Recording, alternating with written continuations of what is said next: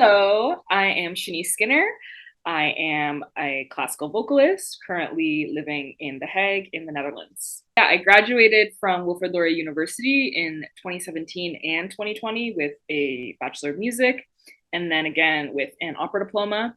And most recently, I graduated from the Royal Conservatory of The Hague in the Netherlands with my Master of Music.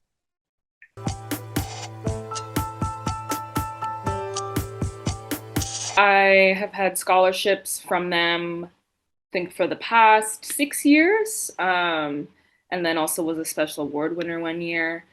And yet, just any financial contribution to the work we're trying to do, especially as young artists still in your education years, it's very tough to support yourself.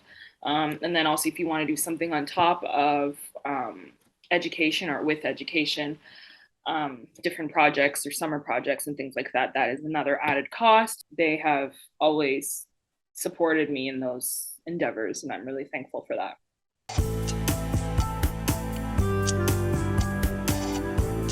I feel like it was just something, it's been a part of my life for so long now. I feel like, yeah, since I was little, well, not that little. When did I start putting in applications? Probably my first one was 20. Yeah, I wasn't little at all actually. But I was yeah, I was 20 years old. My first time I sent in an application for a scholarship. And then every year since, basically almost every year, I have, they've been going to them for support, and yeah, they have been a great help to my, especially these core artistic development years.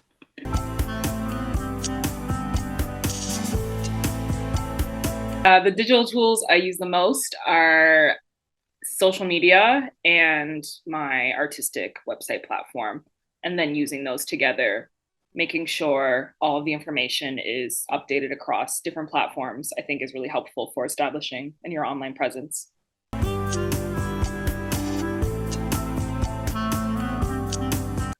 I think it's more of a habit at this point because if I'm doing a show or a project, I know I have to just across all channels post something similar. It's not exactly word for word the same on each channel. Again, you have to go with the platform and the layout and things like that.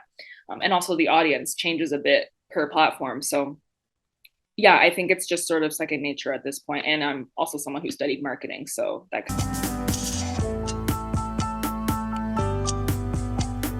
not even just organizations, but people themselves, either directors or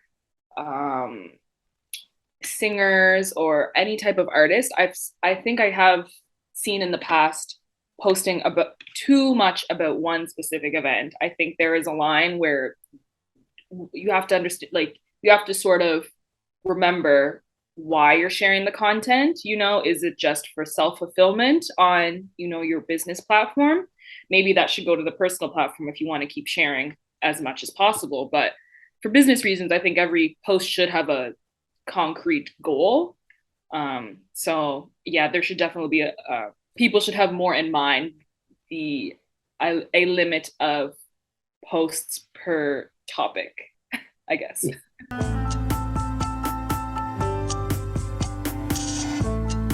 I actually did some sort of mentoring recently, working at the conservatory for an entrepreneurial boot camp for bachelor students, related to music and project management and working in the community, which was really interesting. So I was mentoring a group of musicians who were working in conjunction with a specific vulnerable group in the community. And I found that really fulfilling, actually. I really enjoy mentorship. I think in the future, I would also like to do one-on-one mentorship. I think you can go a lot more in depth, and get to know a person more, because I didn't really have as much time, with this group of musicians. So it would be really interesting to mentor someone one-on-one, get to know their vision, their process, their goals, and to see how I could help them with that.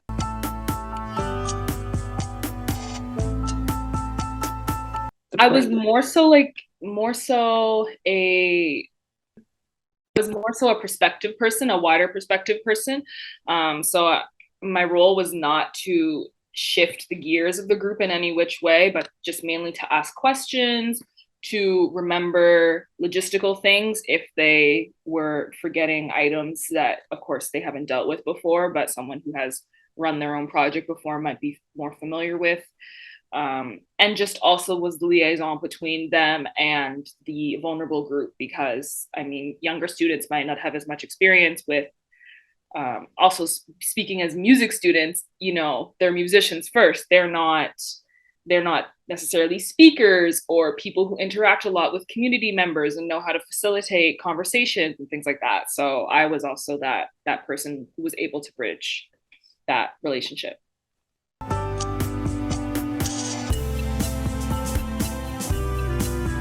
I think my ideal format of mentorship will be to have a mentor for something specific, not just general mentorship. I think, especially with the ideas for projects I have coming up, it would be nice to have some guidance, specifically on things like video production and video with audio and mixing musical elements together and things like that. That would be really valuable.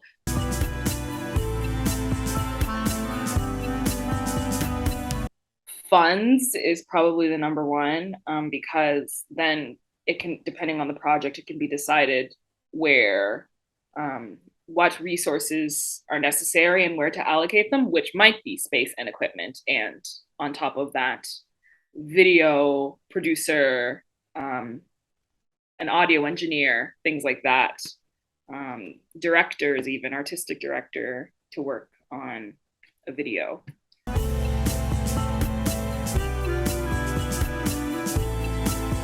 Which was actually really helpful because he gave me some tips on navigation and their accessibility and things like that, and what people want to see right away. And if you have a project on your website, you know, I had the vision for it, but it might not be as second nature to the audience to click through however many pages to get to the project, you know, to see exactly how I want them to see it. So he gave me some tips on how to lay things out more easily for people who are also not as experienced with, you know, online platforms, different websites, because not everyone is tech savvy.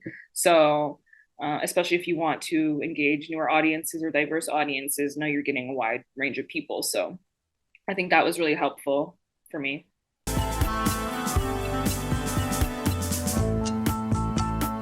But it's just so convoluted, and I think you really have to have more of a already completely outlined project, so you know exactly which websites to go to, which companies, because all of these different companies are associated with different composers and things like that. So you have to know, and different countries also. So there's a lot of layers to it. So I think that's a whole other realm that needs to be really deeply explored.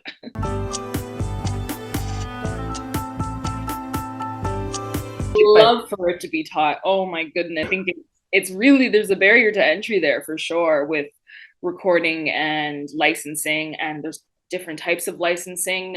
Like you can only use, like if you want to license a picture, or if you want to license just a portion of a larger work or something like that. Like if you want to utilize different parts of music and not necessarily a whole composition, or if you want to use a more recent composer as opposed to an earlier one.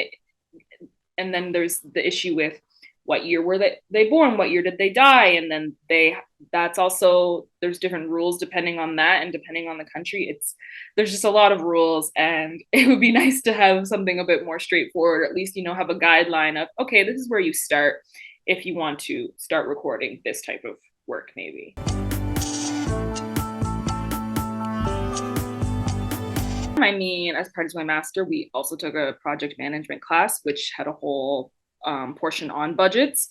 So I do know the importance of that. And also now with starting to get involved in applying for grants or looking at grants and different things, that is, of course, one of the elements you have to submit for I think almost every grant. I don't think there's one that doesn't have that as a requirement.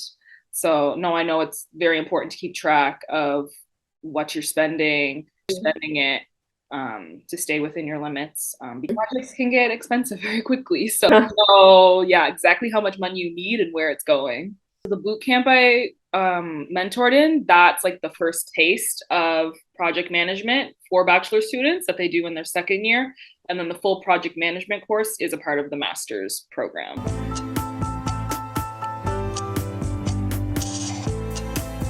I think it was particular to my school, and it was part of the reason I wanted to go here, actually, because I wanted a well-rounded education in not just artistic development, but also starting out with professional projects. Because I think most of us are going to be freelancers if we are going to be performers in this world. And it's not enough just to depend on larger institutions for gigs. You should be able to, if you are inspired by things, you should be able to put on projects yourself. So I was interested in the project management element of the course, and also it connects to the research element of the course. So yeah, there's the draw of the master is artistic with the research with management of projects all combined.